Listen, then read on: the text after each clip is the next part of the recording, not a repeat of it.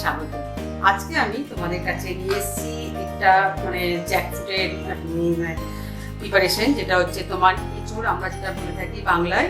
তো সেই আমি বানাতে চলেছি নারকোল দিয়ে এঁচোড়, মানে নারকোল এঁচোড় জিনিসটা, ঠিক আছে? বা কোকোনাট জ্যাকফ্রুট, যে যেটা বলতে পারো, কোনো অসুবিধা নেই। তো আমি এখানে বানাতে চলেছি তাহলে এঁচোড় নারকোল বা নারকোল এঁচোড়, যা হোক কিছু। আচ্ছা দেখো, এখানে আমি প্রথমেই এঁচোড়গুলোকে একটু বয়েল করে রেখেছি, নুন আর হলুদ দিয়ে জল ছড়িয়ে রেখেছি বয়েল করে। সেটা আমি কি করব সেটা তোমাদেরকে বলতে থাকছি আমি আস্তে আস্তে। প্রথমে আমি কড়াই এখানে বসিয়ে দিয়েছি অলরেডি। তো এখানে আমি সাদা রিফাইন্ড তেল দিয়ে দেব দুই চামচ, ঠিক আছে? তো 2 চামচ এখানে আমি রিফাইন্ড সাদা তেল দিয়ে দিয়েছি। তেলটা আমার একটু গরম হতে যতটুকুনি সময় লাগে সেটা আমাদের অপেক্ষা করতে হবে। আচ্ছা, এখানে আমি ফোড়নের জন্য দেব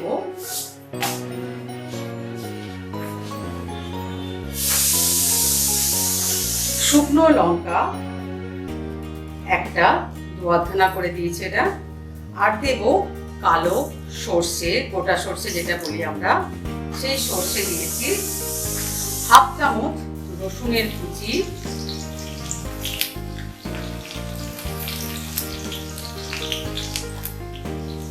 আর দেব কারি পাতা।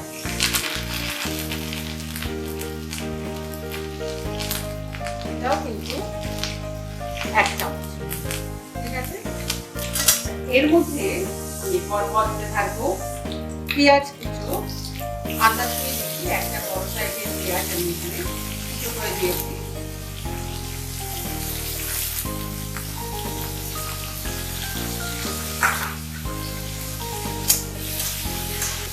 পেঁয়াজটা সাথেই আমি দেব একটা বড় সাইজের আলু, যেগুলোকে কিন্তু সরু সরু ভাবে কেটে নিয়েছিলাম, সেটাও আমি এখানে দিয়ে দেব।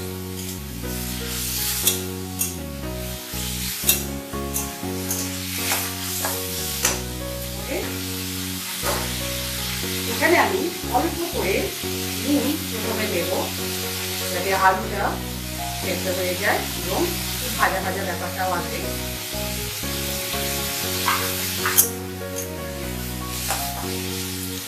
দিয়ে আলু এবং পেঁয়াজ আমি একসাথে একটু ভাজা ভাজা করে নেব।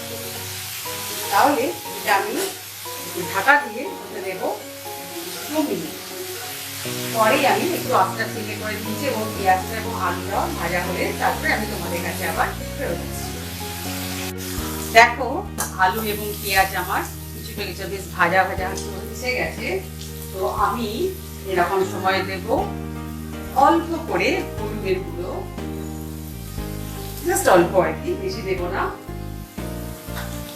আর দেব একটু কাশ্মীরি লঙ্কার গুঁড়ো।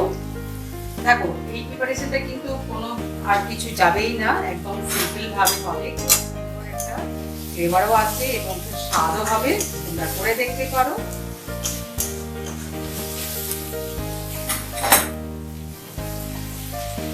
আচ্ছা, এই আলু, পেঁয়াজ এবং আমি যেটা দিলাম মানে হলুদ টলুদগুলো, এইগুলো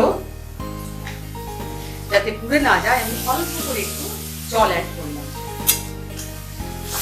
দিয়ে এটাকে আমি চাপা দিয়ে আরো 1 মিনিট হতে দেবো, জাস্ট সেদ্ধ হয়ে যাওয়া পর্যন্ত। ততক্ষণে আমি তোমাদের কাছে আবার ফেরত আসছি। দেখো, আমার আলু পেঁয়াজ যা মশলা দিলাম মানে হলুদ লঙ্কা গুঁড়ো, এগুলো সব দিয়ে আমি একটু ভাজা ভাজা করে নিয়েছি। এখন দিলাম 2 কাঁচা লঙ্কা, একটু ভেঙে দিয়েছি কাঁচা লঙ্কাটা। আচ্ছা, এবার আমি দিয়ে দেবো এটা হচ্ছে এঁচোড়। আমি এটাকে ম্যাশারে করে ম্যাশ করে নিয়েছি একটু, ঠিক আছে? এই এঁচোড়টা আমি এখানে দেখাই।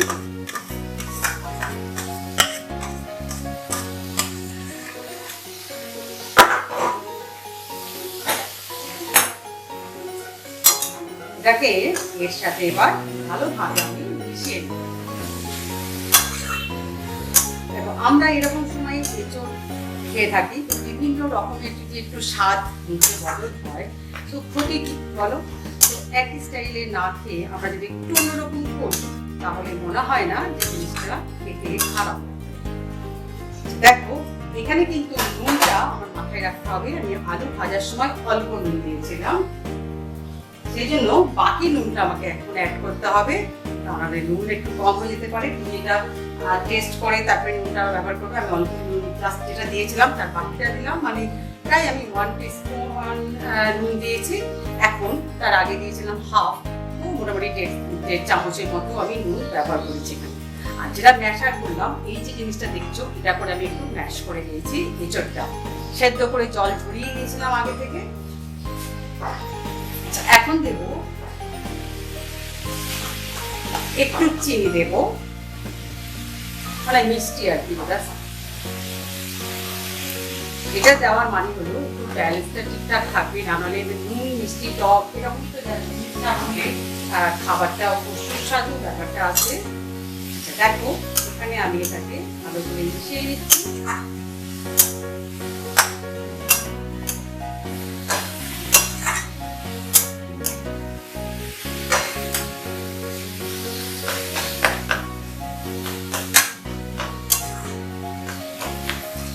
ঠিক আছে,